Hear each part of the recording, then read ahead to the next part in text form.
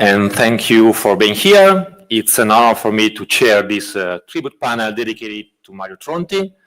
And first of all, I would like to thank the Historical Materialism Board for strongly supporting this panel, as well as the speaker who will take part in today's discussion, our Caygill, Giulia Dettori, Michele Filippini, and Damiana Palano. As you all know, Mario Tronti passed away in August 2023, and yesterday night, Paolo Virno followed him. And the occasion for this panel is the recent publication of Tronti's posthumous book, Il proprio tempo appreso col pensiero, One's Own Time Comprehended in Thought. And our goal today is to offer a multifaceted portrait of Tronti to shed light on the different phases of his intellectual journey, highlighting both its continuities and its ruptures, without imposing any artificial sense of coherence on his trajectory. However, this is not merely a philological exercise, but an attempt to find in rereading Tronti useful tools for thinking about our own time and its urgencies. I am likewise convinced that his legacy can truly come alive only through a critic driven by the desire to engage with the full scope of his intellectual and political journey. Tronti's trajectory is undoubtedly marked by a theoretical and political moment of great significance, operaismo, workerism, which decisively shaped his thinking, but by no means exhausts it. Operaismo was a period of heterodox Marxist theory and political experimentation, and Tronti is rightly regarded as its leading figure, its founding father. Yet Tronti was not merely an operaista, and the relationship between that formative experience and the rest of his intellectual production remains a crucial question to explore. Operaismo, although it represents only a relatively brief phase in Mario Tronti's journey, undoubtedly left a profound mark on a trajectory characterized by a wide range of theoretical concern. The autonomy of the political theology, critics of political democracy, political anthropology, the ongoing and often tormented reflection on the political centrality of the 20th century, and the tension between history and politics, to name just a few. Tronti's long intellectual path unfolds along the winding roads of the second half of the 20th century. He never ceased to engage with the categories of that century, a century able to reflect on its own conflicted and tragic unfolding. Tony Negri once referred to the Tronti enigma, highlighting what he saw as, I quote, the profound discontinuity between the Tronti of workers and capital and that of the autonomy of the political, end of quote. Yet, despite the periodic shifts he undertook in an effort to recalibrate his political compass according to the demands of the moment, clear elements of continuity run along his work. Chief among them is the primacy of organization, a crucial node both in his political experience and in his theoretical reflection. Another central element is the notion of the point of view of the part, a fundamental epistemological and political tool. For Tronti, the point of view is always and only that of a part, the one historically embodied by the workers' movement, a part that must always be sought and assumed, even when it's difficult to perceive it in organized forms. As he writes in his posthumous work, I quote, "You write not for those who read you, but for those who cannot read you. It is to them that you think. That is all. Be one of them, not someone who speaks to them," end of quote. Yet, Tronti's journey is also punctuated by leaps, those leaps so dear to Lenin as a reader of Hegel's logic. Leaps which already define the methodological style of workers and capital. For Tronti, the leap is not accidental. It structures the very logic of his thought.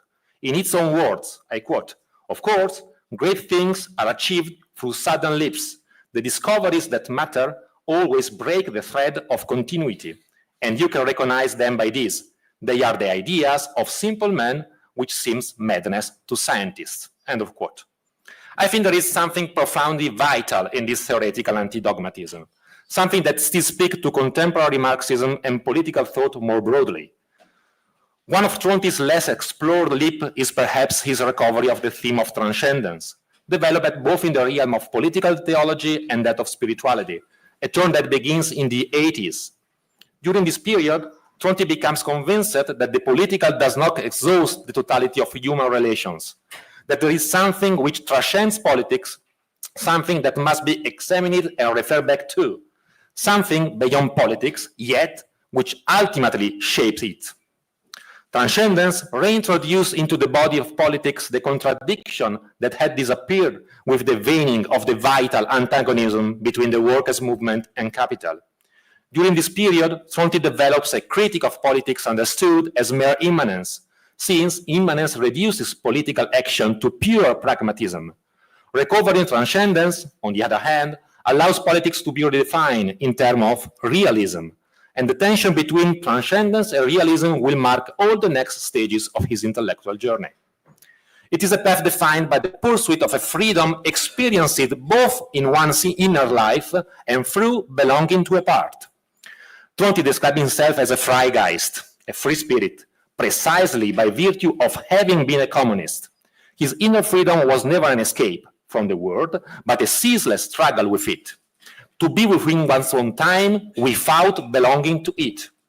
At peace with myself, at war with the world, Tronti said in the conclusion of his keynote lecture, Weber and Workers, delivered at Kingston University in autumn 2019. A similar work cannot be fought alone, as a merely behavioral revolt, but necessarily requires politics. A struggle evoked in the pages of his posthumous work as a new leap that challenged us with force and radicality. Now, there is once again a need to radicalize thought. We find ourselves in a pre-Marxian condition. We are therefore compelled to begin again with the critique of all that exists, for it is this that has been lost. Thank you. And thank you. I now hand the floor to Damiana Palano, that's professor of political philosophy at the Catholic University of Milan, and the title of his presentation will be Revolution After Revolution, Mario Tronti's Operai e Capitale in the Post-socialist Age. Thanks. Thank you, Matteo. Good afternoon to everyone.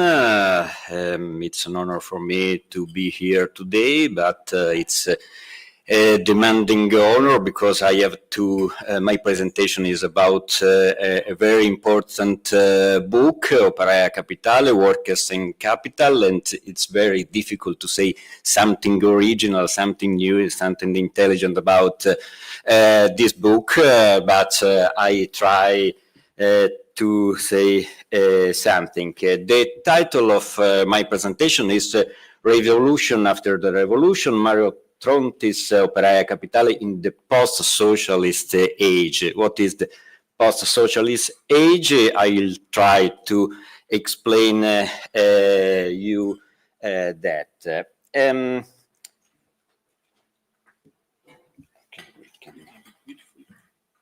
Okay. In his later years, Mario Tronti often remarked, I always give this advice, never write a successful book when you are young, because you'll be trapped in that box forever. In another version, don't write a successful book when you're young, they'll never forgive you for it. He was, of course, referring to the overwhelming success of Operai e Capitale, Workers and Capital. When the book was published in 1966, Tronti was 35 years old and working as a proofreader for an Italian publisher. The book immediately became the Bible of Italian workerism, a central point of reference for the operaismo current, and at the same time the polemical target of those who opposed that emerging theoretical tradition. Tronti remained for journalists and many readers alike the father of Italian workerism and the author of its Bible. He therefore lamented the success of Workers and Capital, since the success had overshadowed his subsequent work. he was right to feel that way. But the power of workers and capital is undeniable. Indeed, this book remains one of the most important works of 20th century Italian Marxism. My reflection today will just focus precisely on the Bible of workerism to emphasize the originality of workers and capital in relation both to the various strengths of work of Western Marxism and to the Marxist-Leninist tradition.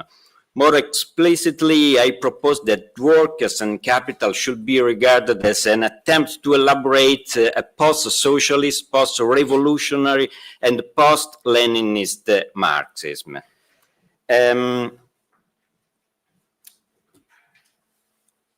In my view, the book represents an effort to think the workers' revolution after the socialist revolution, that is, after its failure, and within a context shaped by the rise of neo-capitalism and the affluent society. I will therefore try to clarify why this book can be regarded as an attempt to construct a post-socialist, post-revolutionary, and post-Leninist Marxism. I will therefore focus on 3 points, the conception of the plan, the conception of revolution, and the conception of class struggle. Above all, it's necessary to recall the premises from which Tronti's rupture with the Italian Marxist tradition emerged during the 50s. In my view, these premises correspond to 2 crucial events. First, the political crisis of 1956. Second, the discovery of worker struggles in the context of neo-capitalism between 50s and 60s. Regarding the first, the 1956 crisis, the repression of the Hungarian uprising by the Soviet Union, represented for Tronti the shock that triggered the break with the Communist Party, the Italian Communist Party, but also with Gramsci and with Togliatti. In many respects, as Tronti himself wrote, 1956 was the passage, the inversion from a party truth to a class truth. Secondly, the further trigger for Tronti rupture was the discovery of the new working class of neo-capitalism. If during the 50s in Italy factories had remained in many respects silent, by the end of the decade, radical workers' mobilization began to emerge in advanced sectors of industrial production. In Turin and Milan, militant researchers such as Raniero Panzieri, Romano Alquati, and Vittorio Rieser recognized the protagonism of this new working class. Out of that milieu emerged the journal Quaderni Rossi. A brief historical note, the first issue of the journal, Quaderni Rossi, was published in 1961, the second in 1962, and the third in 1963. At the end of 1963, Tronti, Negri, Alquati, and others left the group and founded the new militant journal, Classe Operaia. The first issue of this journal appeared in 1964, and the last in 1967, when Tronti himself decided to bring his operaista phase to a close. From the encounter of Tronti with Quaderni Rossi, Tronti absorbed a number of elements because the journal developed a critique of the Marxist tradition. The first target of this critique, especially by Raniero Panzieri, was the widespread idea that technology is neutral and that therefore the working class could one day appropriate it and use it for socialist ends. machine for Quaderni Rossi are not neutral. They are molded by capital's need for domination. Secondly, Quaderni Rossi abandoned the conviction that socialism consisting in the rational planning of production and exchange, intended to overcome the crisis generated by the irrationality of markets. For the group, planning, or more precisely, the plan, represented merely a fourth stage in the capitalist management of the productive process. These ideas are shared by the whole group, Panzieri, Arquati, Rieser, and of course Tronti. They all believe that technology is not neutral and that planning functions as an instrument for rationalizing development in neo-capitalism. In this sense, they were post-socialist because they regarded the plan as fully capitalist. The struggle for planning must therefore be understood as a struggle aimed at modernizing capitalism, not at opposing its logic of exploitation. Tronti, however, went further, and he attacked the very idea of revolution itself, as it had been conceived within the Marxist tradition. This is a decisive turning point for the workerist Tronti, only for the workerist, not for Tronti in general. Tronti explained this idea to Raniero Panzieri as early as June 1961, before the first issue of Quaderni Rossi appeared.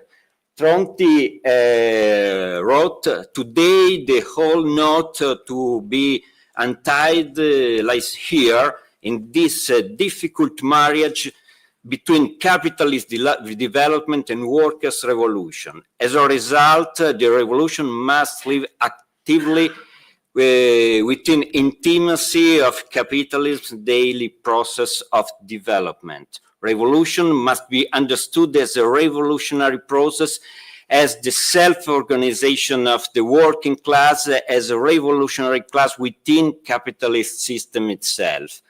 For this reason, we can understand the Operai capitale as an attempt to construct a post-revolution in Marxism.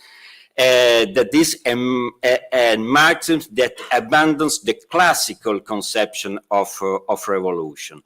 This operation is closely linked to the central dichotomy between factory and society, articulated in the seminal 1962 article "Factory and Society," which laid the foundation of workerism, probably. Tronti reread the first volume of Capital, drawing attention to the distinction between the labor process and the valorization process. He interpreted this as the two phases of capitalist production and the two starting points from which the capitalist form of commodity production can be considered. Put simply, society for Tronti is the sphere of commodity exchange, while the factory is the site where commodities are produced. Tronti's conviction was that this opposition is a defined feature of the capitalist mode of production. Tronti's operation thus rested on a new reading of the contradiction inherent in capitalism. The contradiction does not lie in the tendency of the rate of profit to fall, nor in the rising organic composition of capital. Rather, it lies in the offensive potential of the new collective worker. In essence, the working class is the only contradiction of capitalism itself. Tronti developed this hypothesis more fully in Workers and Capital. His starting point was Marx's discovery of the Doppelcharakter of labor.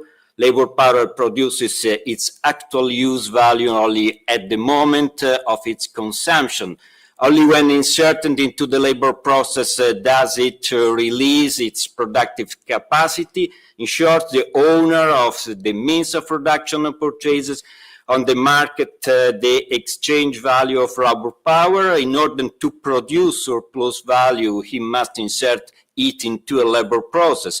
He must therefore bring together a number of workers, concentrate them in a specific physical space, and coordinate their activity according to a defined plan. In doing so, he also constructs a collective force that is at least potentially antagonistic. It's only within the factory that the use value of labor power previously purchased is determined day by day. A crucial point is that for Tronti, the factory is the only place where the working class can achieve its autonomy. Workers' power is born and remains confined within the factory. Outside the factory, in society, there are only individual workers, not the working class. The factory in this phase is not understood in an empirical sense, but in a scientific one, following the approach of the young Lenin. Thus, even if the factory seems to disappear within society, it in fact continues to exist in the form of tertiarization. A brief note on this point, Tronti would later change his view in the 70s.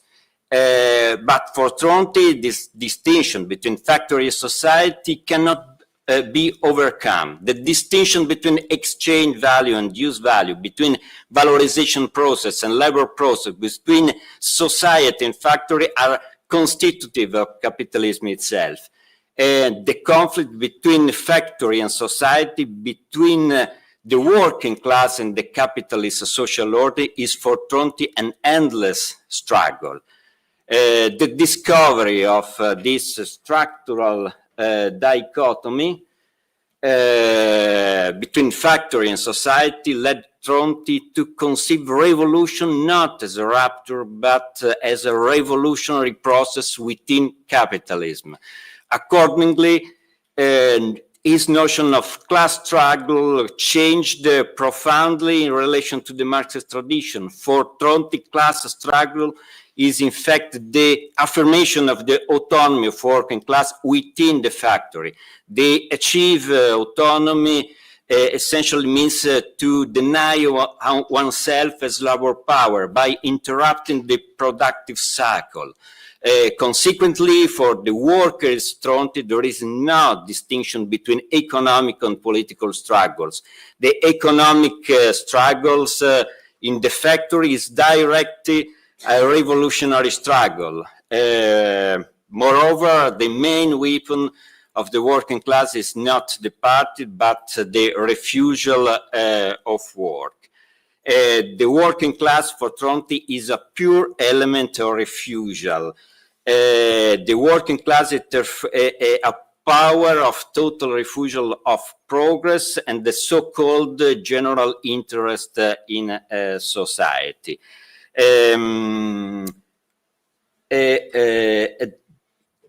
This is a famous expression, the rude pagan race without ideals and so on. And now I go to the conclusion. In this presentation, I have revisited only the main element of this Copernican revolution, emphasizing the rupture with the Marxist tradition. The key elements of this rupture with tradition concern, above all, the conception of revolution,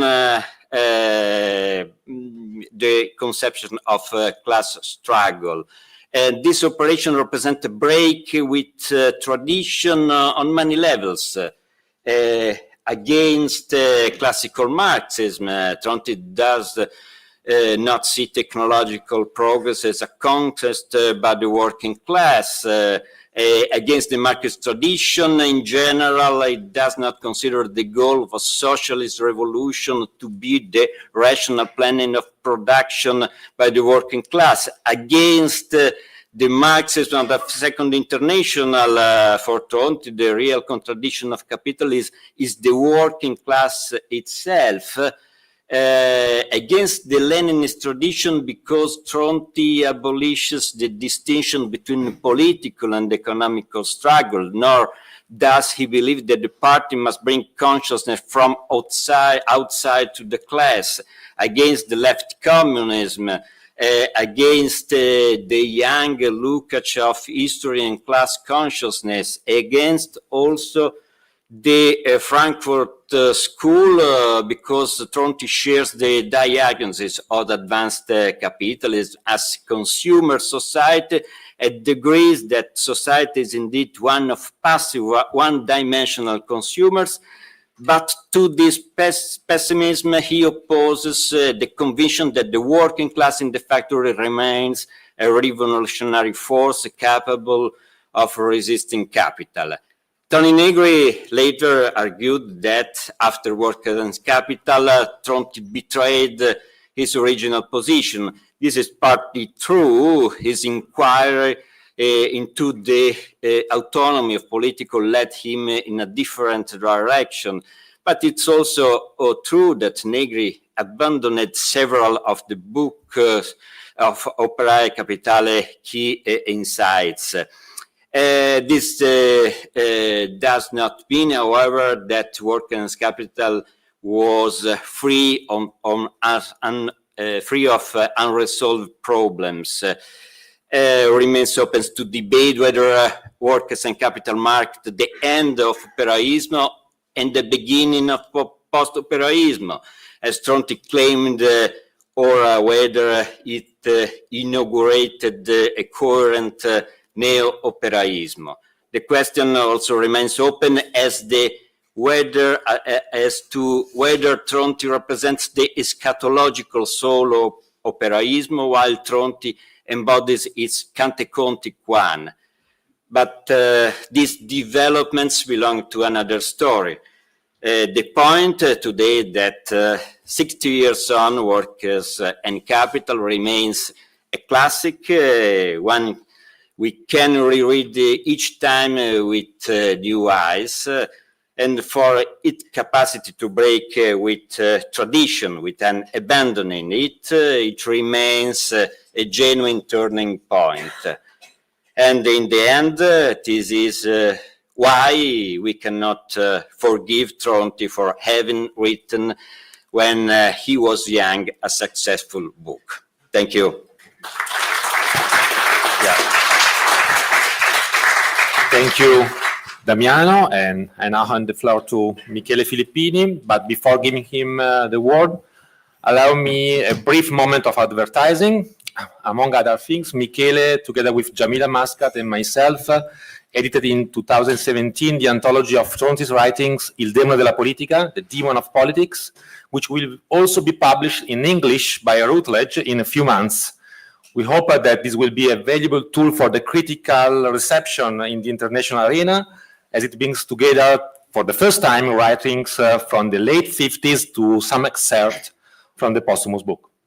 Michele. Thanks, Matteo. Thanks to HM for organizing this. And as just Damiano showed us, Mario Tronti is best known as the father of workerism.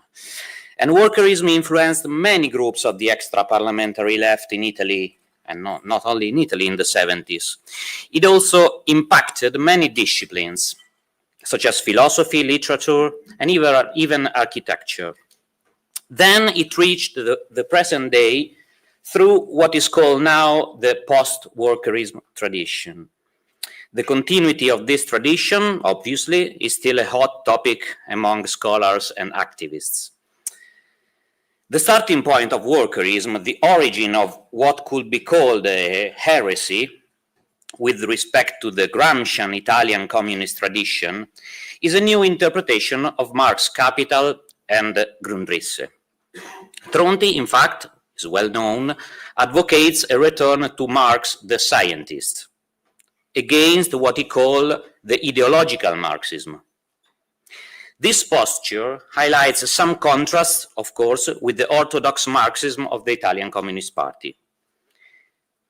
just to name three: the insistence on the one-sidedness of the class versus the universality of the people, the centrality of the factory versus the centrality of society, and the revolutionary outcome versus reformism.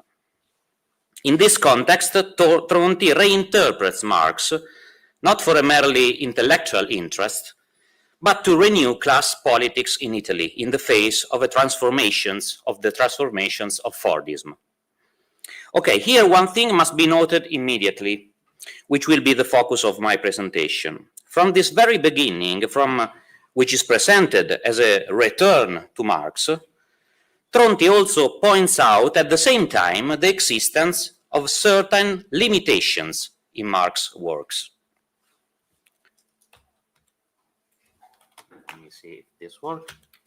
Yeah. This is January 62. It's before the publication of the founding articles of workerism, The Factory and Society in 62, and The Plan of Capital in 63.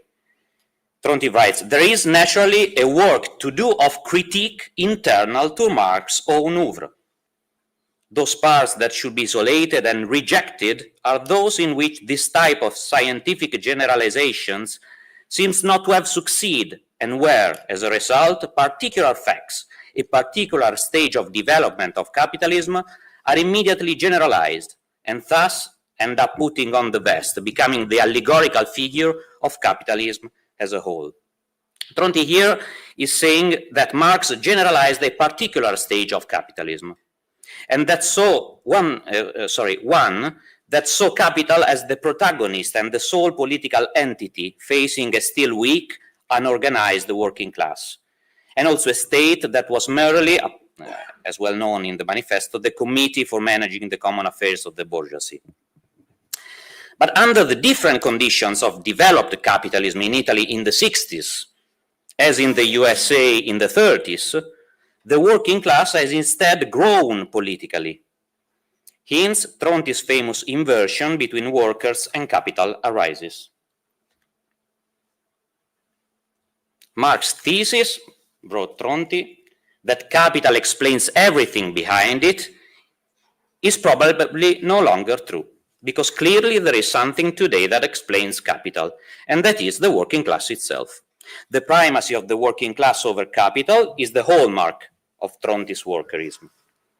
Here, the working class is the fulcrum of the capitalist system. Its struggles are what drives capitalist development. The working class thus become even an epistemological principle. Not only from the perspective of the working class is it possible to understand capitalist society as a whole. In the introduction of Workers and Capital, we can find the famous line, knowledge is linked to the struggle. Whoever truly aids, truly understands. Now, what does it mean to organize the working class in an advanced capitalist context? It means, of course, bringing Lenin to England, as the title of the first editorial in Classe Operaia states. To do this, it is necessary to develop a political theory of the working class that keep pace with the contemporary working struggles. Tronti writes, we do not know yet whether this critique will only partially or wholly concern Marx's own work. There is a single critique of Marx that can be not only accepted but even proposed from the working class point of view, and that is a Leninist critique of Marx. In this first phase of workerism, therefore, we see Tronti committed to a return to a scientific Marx against the populist ideologies of the Italian communism, but at the same time, we see Tronti committed to charting a path beyond, or maybe also against, the political Marx. In the longest and most important essay of Workers and Capital, the central part of the book, in which Tronti engages in a close confrontation with the pages of Capital, offering a new interpretation of it, there is also a passage on this political limit of Marx.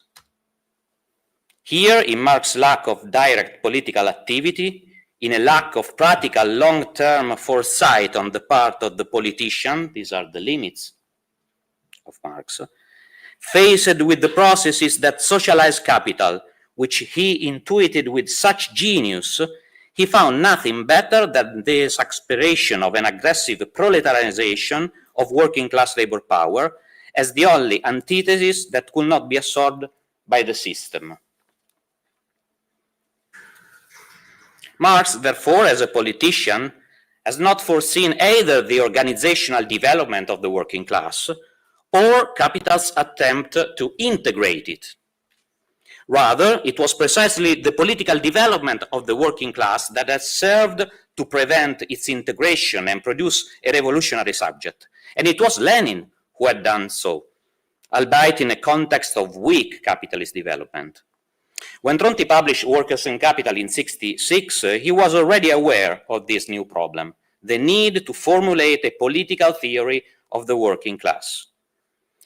The conclusion of this main essay of Workers and Capital refers precisely to this work of research and political innovation that lies on the ridge of Marx's reinterpretation or even overcoming.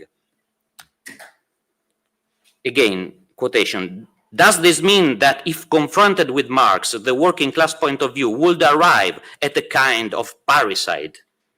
This is a question we cannot yet answer.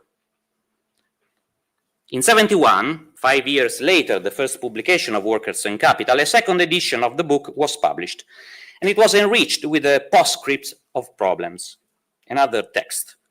The postscript begins with the working class after Marx, and so on. This was the beginning of a new research project, which a few years later will be called The Autonomy of the Political. And in this postscript, Tronti reconstructs the organizational forms of the working class between the late 19th century and the early 20th century, from German social democracy to the worker struggles during the American New Deal. Precisely in the latter, the American struggles of the 30s, Tronti rediscovers the transformations that in Italy in the 60s had formed the backdrop of his workerist proposal. Major economic development, the political centrality of the working class, and a major political initiative by capital aimed at its integration, the integration of the working class. In the New Deal, the political growth of the working class and the major capitalist initiative existed side by side, mutually reinforcing each other, in a scenario unforeseen by Marxist theory and actually opposite to Marx's predictions. We are faced with the problem of why Marx's schema, Tronti writes, of a continuous development from the economic to the political has not historically worked out, and why, on the contrary, the opposite has taken place, evident in the fact that, for example, the economic crisis of 29, the precise moment, in other words, of the economic system's near collapse, produced a political development of capital. Roosevelt.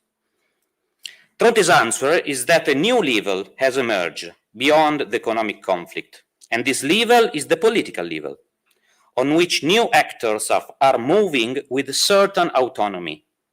The political class on the one side, and the administrative apparatus of the state on the other. This political level should not be understood as a neutral level where opposing interests collide, but as a level in which a specific class struggles unfolds, which the working class must learn to fight. The struggle on this political level follows a different cycle than the struggle on the economic level. Tronti here recalls the Kalecki notion of the political cycle of capital. There can be political initiative when the economic cycle is in crisis. This is the case of the New Deal. And there can be a political delay, in political modernization when the economic cycle is expanding. This is the case of Italy in the 60s and 70s. In the Autonomy of the Political, there is a critique of Marxist tradition, which had seen economic movement, the structure, as the sole driving force behind everything else. But there is also a self-criticism of workerism, which had attempted to renew this tradition by replacing capital with the working class as the driving force of the system. Tronti writes, so we replace the subject, the engine of the machine, but we preserve this concept of the single engine, of the single god of capitalist society, which for us was not the relation of production in general, but the working class in particular. Thus, we must think of a capitalist society as something in which there are a number of engines running at the same time. And here, again, there is a recognition, you understood now my effort, a recognition to underline the limit of Marx. We must review how Marx's schema objectively functions. Early capitalism, the capitalism of origin, which is not the capitalism of the 16th century, but of the 19th century, effectively offered documentation, so to speak, for Marx's thesis regarding the government as the committee for managing the common affairs of the bourgeoisie. Marx's discourse on capital seems to be entirely projected forward. That is to say, the entire discussion considers the real development of capital. Marx's discourse on the state, on the other hand, looks backwards. When Marx carries out a critique of politics, he does not manage, in my view, to effectively carry out a critique of politics. Instead, he always carries out a critique of ideology, which, as you all know, is something very different. The thesis that political power coincides with economic power, that one is nothing but the derivation of the other, is a thesis that for Tronti holds true only for 19th century capitalism. Marx could not have seen more because the political level of capital he saw in the mid-19th century was not as developed as the economic level of capital, which was in full expansion. Tronti's conclusion is that a critique of politics commensurate with developed capital has yet to be produced. And in the conclusion of the autonomy of the political, Tronti pushes to undertake a season of new analysis. Let's take up then a path to renewal, renewing certain analytical and conceptual tools as well, at the risk of putting into question those to which we are most attached. Not so much the Marxist tradition, but the classical paternity of this tradition, namely the figure and the work of Marx itself. Now, to the conclusion. I have cited many passages in which Tronti, starting from a reinterpretation of Marx, the critique of capital, ends up exposing one of Marx's limitations, the critique of politics. This critique opens a new phase in Tronti's thought, which is not, as had sometimes been said, a moderate shift, in my view, an abandonment of workers' struggle, or a sad return to the ranks of the Italian Communist Party. On the contrary, his reading of political contingency and the new strategy he proposes for the working class become, perhaps, even more radical and ambitious here. In the 70s, Tronti, in fact, saw a political crisis of capital, which was unable to resolve the contradictions that had emerged within capitalist development. He called it a, quote, crisis of political management of capitalist interests. Here, Tronti refers to the repeat and massive form of protests in the 70s, especially among the youth in Italy. In April 77, concurrent with the violent episodes that characterized the 77 movement in Italy, Tronti spoke of a lack of political control over society, a lack by the capital.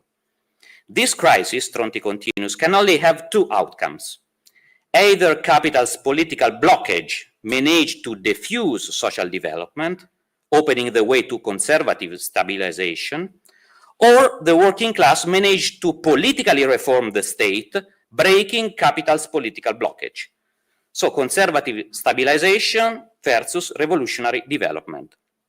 It is an objectively ambitious strategy, which even within the Italian Communist Party struggles to gain consensus, especially because at the end of the 70s, the Italian Communist Party and the social movements found themselves on opposite sides. The political outcome will, in fact, be the first, that of conservative stabilization, which would characterize Italian history from the 80s onwards. If not a winner, it can at least be said that Tronti's proposal for the political autonomy of the working class was the last proposal that was still situated within and against Marx as a critic of political economy. Thank you.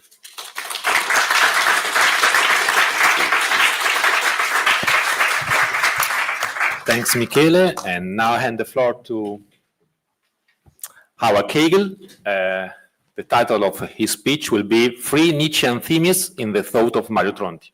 Thank you, Matteo. Reflecting on workers and capital in the Autobiografia Filosofica that completes the 2011 collection Dall'estremo possibile, Tronto wrote of his earlier self in the third person. His disruptive thinking felt close to every heretical, defiant, and critically destructive posture with respect to dominant shared intellectual assumptions.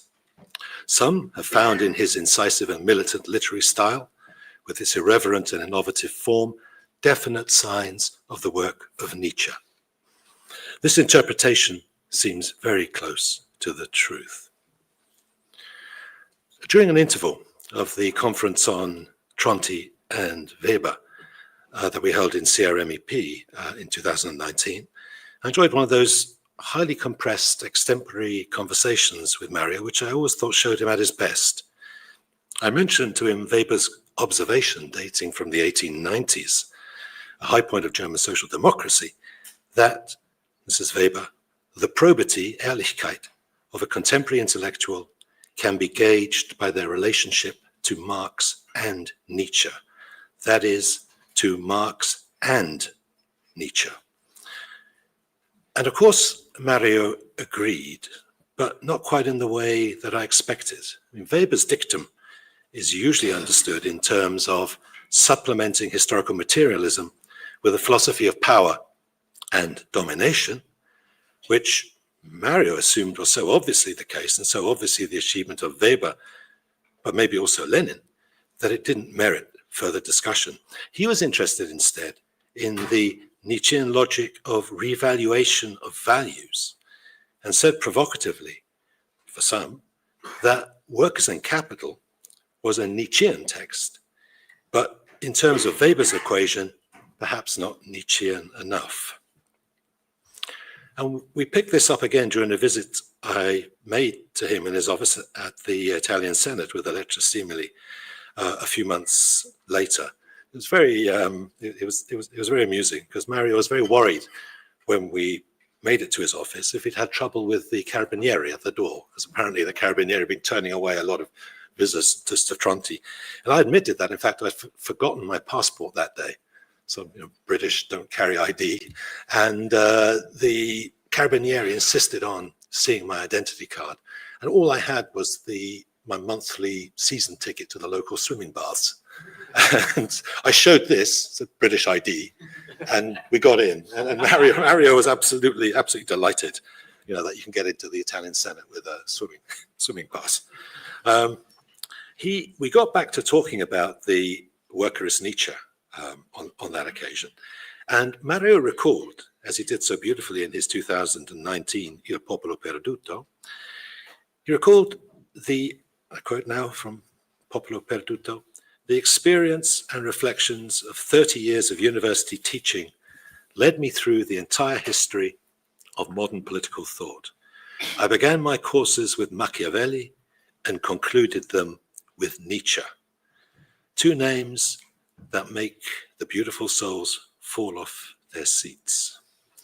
So this was not, though, the Nietzsche, the Heideggerian Nietzsche of the mythic figures of will to power or eternal return, but more the Nietzsche for whom great politics, die große Politik, was the passage, or not, of the last humans to the more than humans, die letzte Mensch to the Übermensch, a passage that led through the inextricable alignment of the Nietzschean logic of revaluation of values, of the last and the more than human forms of life, and above all, the primacy of affirmation.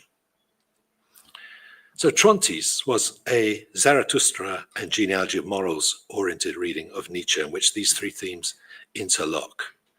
The last humans, Nietzsche's barely veiled critique of social democratic humanity, live reactively in fear of insecurity, but also comfortably, but haunted by the fear of losing their comfort.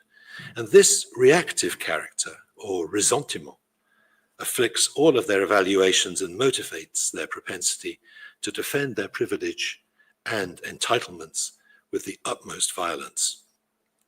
The revaluation of values attacks this reactive and negative form of life in the name of affirmation and the passage to a new kind of affirmative humanity, seen by many, including leading Bolsheviks, as a communist humanity. I can recall on that occasion talking with Mario about Bernice Rosenthal's 2001 book, New Myth, New World, Nietzsche to Stalin, which looks at the Nietzschean Marxism of Gorky and Lunacharsky and Kollontai, also studies the commitment to reading Nietzsche of Bukharin. Bukharin kind of knew Zarathustra off by heart. He could recite it from memory, apparently. And the probably apocryphal story of when the party authorities cleared out Lenin's bedroom after his death, they found in his bedside cabinet a copy of Also sprach Zarathustra. So after a hard day on the NEP, he kind of relaxed with a bit of Nietzsche, allegedly. She also, Bernice Rosenthal, I think this is where we both thought she'd gone too far. She also thought that Stalinism was a Nietzschean kind of form of politics. But Mario, this interest in Nietzsche, that Mario showed late in life, was not just the conclusion of his teaching at Siena, but I think was there, and he insisted was there from the outset. And we can see this kind of Nietzschean logic implicitly at work throughout Workers and Capital. And I've taken as an example of how it works through in the chapter on the strategy of refusal. This is a chapter which has been fundamentally misunderstood, I think. This is the book's high point, this tightest analysis of the disjunction of Marx and Nietzsche, articulated around a Clausewitzian contrast between strategy and tactics. That is, between capital strategy of refusal, that is, saying no to the working class, and the working class tactic of refusal. This essay suggests that capital can only say no to the working class, while the working class, in saying yes to itself, can also refuse capital's negations of it. So capital can only say no. It's the strategy of refusal is capital's strategy, while the working class can tactically say no, but strategically say yes to itself. And from this, we have the development of a reevaluation of value, so important to Tronti. He reasoned in that essay, I quote, "The need to resume circulating an image of the working class, proletariat, that represents it as it really is, proud and menacing." Now that is rather than kind of humble and servile. And then he offers a lapidary statement in the form of a series of theses of a workerist kind of revaluation of values. The conditions of capital are in working class hands. There is no active life in capital without the living activity of labor power. That capital is already at its birth a consequence of productive labor, that there is no capitalist society without the working class articulation of capital. In other words, no social relation without a class relation, and no class relation without the working class. And he says, continues saying, if all of this is the case, if all of these theses hold, then we can conclude that the capitalist class, from its birth, is in fact subordinate to the working class. Hence the need for exploitation. So he's challenged this assumption that begins with the initiative and primacy of capital and the resistance or reaction of the working class, proposing instead that it's the other way around. What we think of as capitalist initiatives of oppression are in fact reactions to the power of the working class. And so with this, he sort of clarifies this revaluation as a challenge to social democracy and reformist habits of thought by saying that the response of capital to its, to the threat of the working class is carried through, I quote again, the medium of the various forms of capital's political domination over the working class. So these are reactions to an affirmation of the working class. So he then develops the thought that the history of capital should be regarded as a working class history, and the history of the capitalist class should be read as its successive attempts to emancipate itself from the working class. So he's saying that the history of capital is the attempts by capital to basically say no to the proletariat, to emancipate itself from the proletariat. It's not the other way around. There's been a reevaluation here, which he believes leads to considerable strategic consequences. And the most important of these is who calls the end to this history. And for Tronti, the final act of the revolution requires the existence of the workers' state already within capitalist society. That is, the workers must have a power of its own, which then decides that capital must come to an end. So capitalist strategy can only be a refusal. The strategy of refusal, the title, is capital. It's no to the working class. The working class, though, is in an asymmetrical position, has more power than capital for Tronti. It can say no to the terms of the capitalist refusal, but tactically. Its strategy, however, is affirmative.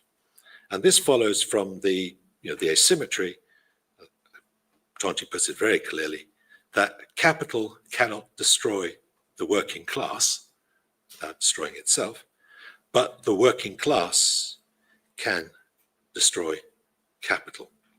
So this is the fundamental asymmetry of power that is an outcome of the revaluation of values, that begin with the power of capital and then think of the reactions of the working class, begin with the power of the working class, think of the reactions of capital. And this also, at the end of that essay, kind of becomes a kind of critique of the fate of the October Revolution, where Lenin says Lenin's tactic became Stalin's strategy. This was the medium through which the Soviet experience failed.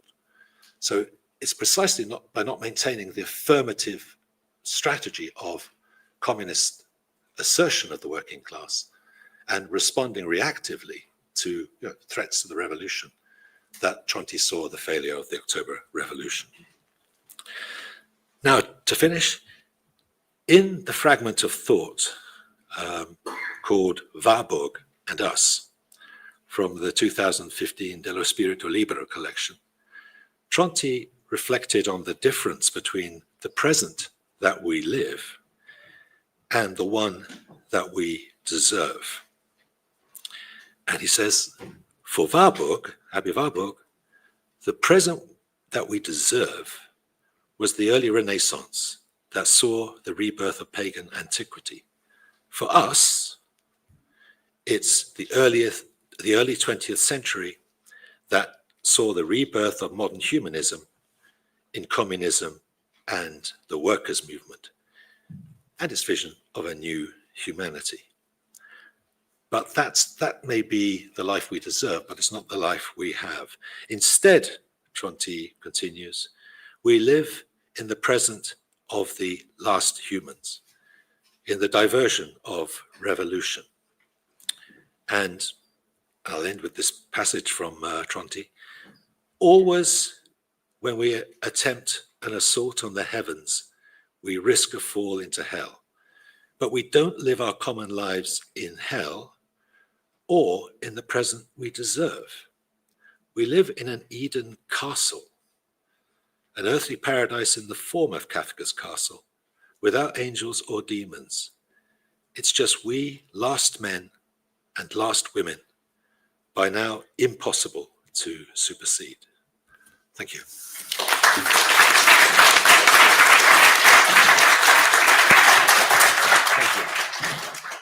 Thank you, Howard, for this presentation. And now, okay, as you prefer.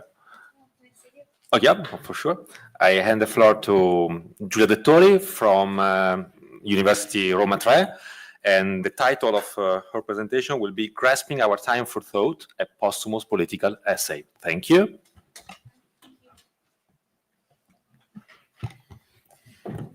Thank you very much for this introduction, and good afternoon, everybody.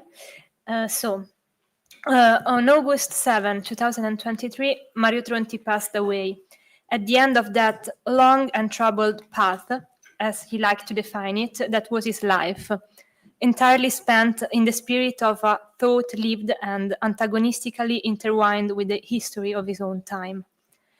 Tronti's thought consisted, as was mentioned before, of several phases: workerism, operaism, the autonomy of the political theology, anthropology, which he never described as ruptures, but as passages, as forms that recur and persist upon a changing material. Rupture, he explained, always occurs within continuity. One breaks, but one always breaks along a line.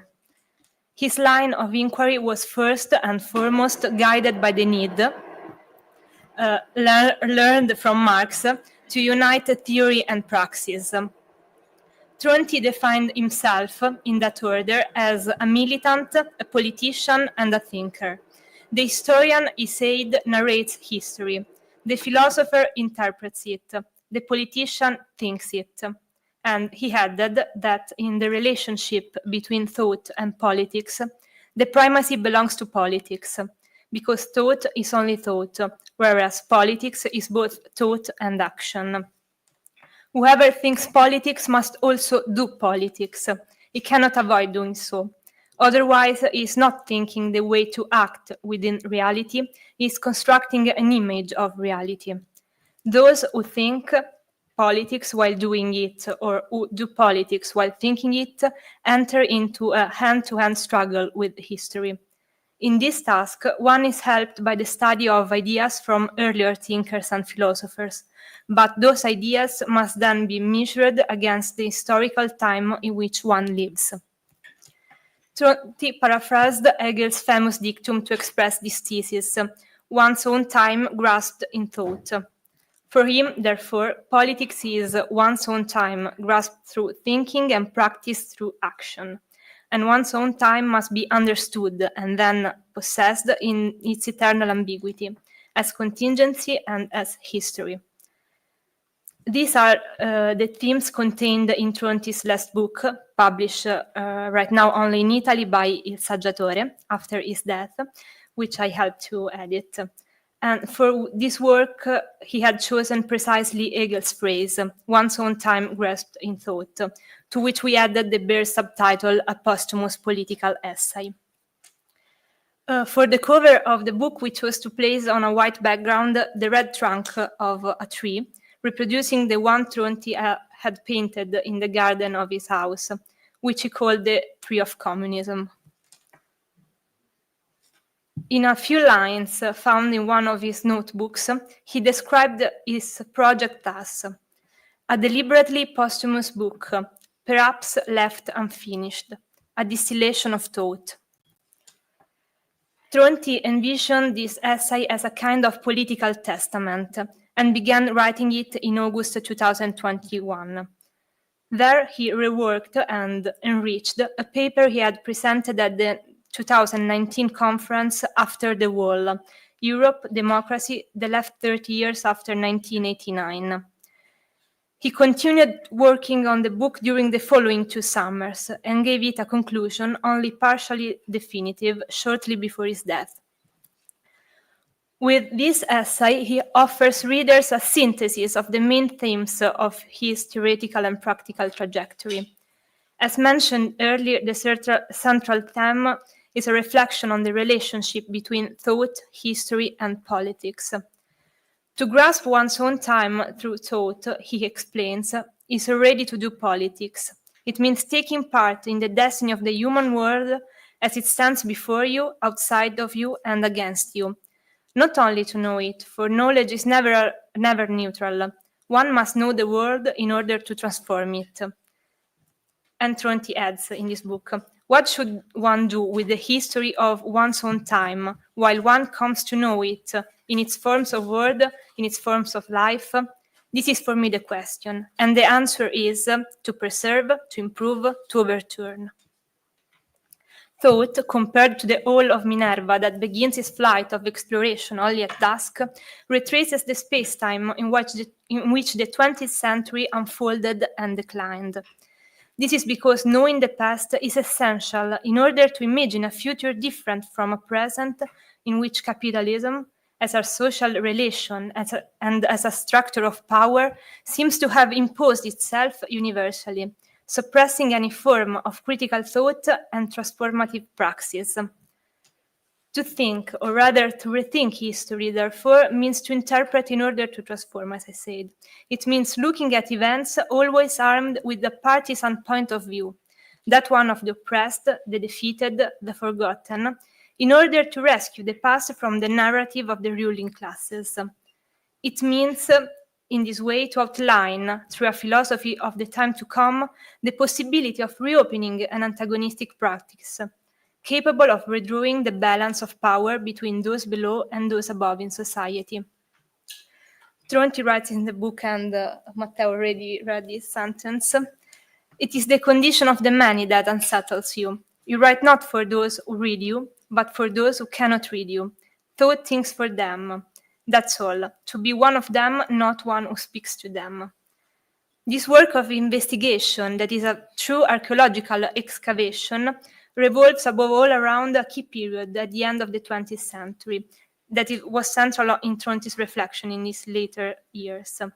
The period is the so-called White Biennium, 1989-1991, marked by its fundamental events, the fall of the Berlin Wall and the end of the Soviet Union. The term White Biennium was deliberately chosen by Tronti in contrast to the Red Biennium. Tronti's thesis is that a genuine reflection on that period was missing. Those years were celebrated by the dominant neoliberal narrative, both right and left, as the beginning of a new era, an era of freedom, economic progress, and global order. For Tronti, however, that span of time marked a process of restoration, a return to order after the social disorder of the 1960s and 1970s. This process had already begun in the 1980s, when capitalism, always able to transform itself in order to preserve itself, had changed form and had inaugurated a new epoch. The collapse of the Soviet Union completed this process. The end of the realized form of socialism also brought about the end of the workers' movement as an antagonistic subject of modernity. The new epoch neutralized alternative viewpoints, reabsorbed conflict, and deprived politics of its autonomy. The outcome, as Tronti described it, is an age dominated by a totalizing and totalitarian democracy, in which the economy unified humankind, causing Homo democraticus and Homo economicus to coincide. For Tronti, the unforgivable sin of the left was its failure to construct a new alternative and to imagine another possible world. The White Biennium should have been recognized as a catastrophic rupture in history, to be faced with theoretical and political counterattack. Instead, the so-called bad hairs of the workers' movement interpreted it as a natural stage of progress. In his last book, Tronti also analyzed the transformation of the Schmittian friend-enemy criterion between the First and the Second World Wars, showing how this produced effects also during the Cold War and in the present. With the Second World War, the traditional military motivations gave way to the moral paradigm of the just war against absolute evil. Against Nazism and fascism, Tronti explains that perspective was legitimate. But the opposition between democracy and totalitarianism, born in that context, carried over intact into the Cold War, where it was translated into the false equivalence between Nazism, fascism, and communism. And that schema remained even after 1989, reactivated in every just war waged in the name of democracy against new enemies, dictators, terrorists, autocrats. Meanwhile, the long-lasting opposition between democracy and totalitarianism has ended up obscuring the class struggle. Today, Tronti observed, it is easy to be anti-fascist but difficult to be anti-capitalist. Anti-fascism remains, of course, essential, necessary, but the new right-wing movements are born within neoliberal capitalism itself. They mix traditionalism and innovation, authoritarianism and libertarianism, protectionism and globalism. For this reason, anti-fascism without a critique of capitalism is, for Tronti, insufficient. And then Tronti asked himself, a century later, what remains of the opposition between democracy and totalitarianism? And he proposed a paradoxical concept, that of democratic totalitarianism. This formula indicates that the old opposition between democracy and totalitarianism no longer works. The boundaries between them have become blurred. In this book, compared to his previous writings, Tronti takes another step forward. If in earlier works he had tried to elaborate the mourning of a history that had ended tragically, here he declares the end of mourning and the need to start anew, beginning with the critique of everything that exists. He reclaims and reinterprets from this new perspective the tools that accompanied him throughout his life and had shaped his unmistakable style and the coherence of his thought, despite the ruptures and changes that had marked his path. Firstly, the partisan point of view, conquered once and for all in his youth, since the workerist experience. A point of view reducible to any form of universalism through which to know and subvert the world. Then comes the inseparable pairing of political realism and transcendence. On one hand, there is a disenchanted and lucid understanding of the relations of power within society, a perspective nourished by the constant engagement with the categories of bourgeois and conservative thought. The study of such authors, Tronti said, is essential for understanding the laws of motion of historical processes. One must go to school with the enemy, he used to say, because it is not only necessary to know the enemy better than the enemy knows itself, but also because mastering the politics of those who command becomes indispensable for those who no longer wish to obey. On the other hand, there is the search for an eschatological dimension, a space in which to cultivate the self against the world without being overwhelmed by its dynamics, a space where one can be, in other words, spirits who dwell within history and all its conjunctures, yet remain free from it, who take part in the destiny of the world, yet never fully belong to it. The unity of immanence and transcendence, this reconciliation of high and low, is exemplified by the biblical image of Jacob's ladder. In the biblical tradition, the ladder unites earth and heaven. Tronti had included this image in his essay and had initially chosen it as the provisional title. The essay also contains another theoretical and political concern that had always haunted Tronti, the problem of organization. And here Tronti confronts the history of the Italian Communist Party, starting from the great initiative of its secretary Palmiro Togliatti, the project of a new party and of the Italian road to socialism. The Italian Communist Party had begun to show signs of weakness, according to Tronti, first during the student revolt of 1968, and then with the proposal of the historic compromise with Aldo Moro's Christian Democracy Party. That story ended with the name change of the Italian Communist Party after the events of the White Biennium, which did not coincide with a hoped-for transformation, but with with its definitive extinction. And Tronti comments about this episode. The final two Congress of the Italian Communist Party did not mark the transformation, but the extinction of the political force. It was not one step back and two forward, but one step back and stop. The truth of this lies in the choice of the new name gave to the party, Democrats of the Left, meant returning to the democracy totalitarianism opposition as the only strategic axis, not as a path to follow, but as an achieved destination, with that little word, left, declined in the weakest possible sense. And finally, there is the theme of memory as a revolutionary weapon and as a fundamental element from which to begin to building a collective identity that must first decide its own past, understanding how and what to inherit from the 20th century in order to imagine an alternative future.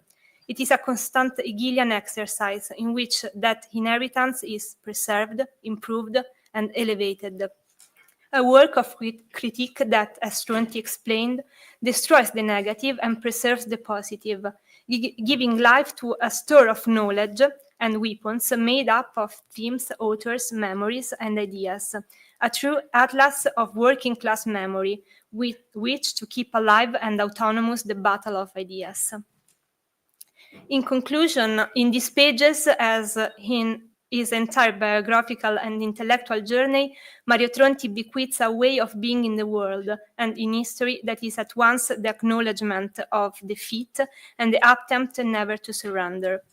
He entrusts to those who remain the task of continuing to cultivate their own free interiority as both the ultimate defense and the point of attack against a hostile world, with passion, irony, and disenchanted.